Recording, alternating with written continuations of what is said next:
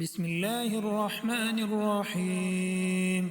تبارك الذي بيده الملك وهو على كل شيء قدير، الذي خلق الموت والحياة ليبلوكم أيكم أحسن عملا وهو العزيز الغفور، الذي خلق 7 سماوات طباقا ما ترى في خلق الرحمن من تفاوت فارجع البصر هل ترى من فطور ثم ارجع البصر كرتين ينقلب إليك البصر خاسئا وهو حسير.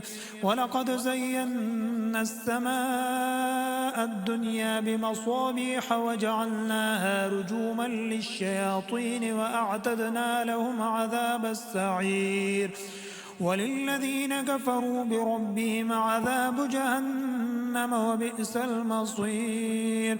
إذا ألقوا فيها سمعوا لها شهيقا وهي تفور تكاد تميز من الغيظ كلما ألقي فيها فوج سألهم خزنتها ألم يأتكم نذير قالوا بلى قد جاءنا نذير فكذبنا وقلنا ما نزل الله من شيء إن أنتم إلا في ضلال كبير. وقالوا لو كنا نسمع أو نعقل ما كنا في أصحاب السعير فاعترفوا بذنبهم فسحقا لأصحاب السعير. إن الذين يخشون ربهم بالغيب لهم مغفرة وأجر كبير.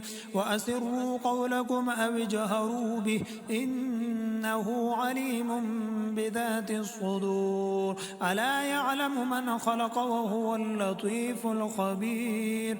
هو الذي جعل لكم الأرض ذلولا فامشوا في مناكبها وكلوا من رزقه وإليه النشور. أأمنتم من في السماء أن يخسف بكم الأرض فإذا هي تمور أم أمنتم من في السماء أن يرسل عليكم حاصبا فستعلمون كيف نذير. ولقد كذب الذين من قبلهم فكيف كان نكير. أولم يروا إلى الطير فوقهم صافات ويقبض ما يمسكهن إلا الرحمن إنه بكل شيء بصير. أمن هذا الذي هو جند لكم ينصركم من دون الرحمن إن الكافرون إلا في غرور.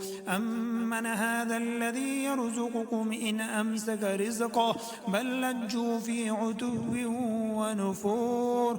أفمن يمشي مكبا على وجهه أهدى أمن يمشي سويا على صراط مستقيم. قل هو الذي أنشأكم وجعل لكم السمع والأبصار والأفئدة قليلا ما تشكرون. قل هو الذي ذرأكم في الأرض وإليه تحشرون. ويقولون متى هذا الوعد إن كنتم صادقين قل لكم ميعاد. قل إنما العلم عند الله وإنما أنا نذير مبين. فلما رأوه زلفة سيئت وجوه الذين كفروا وقيل هذا الذي كنتم به تدعون. قل أرأيتم إن أهلكني الله ومن معي أو رحمنا فمن يجير الكافرين من عذاب أليم.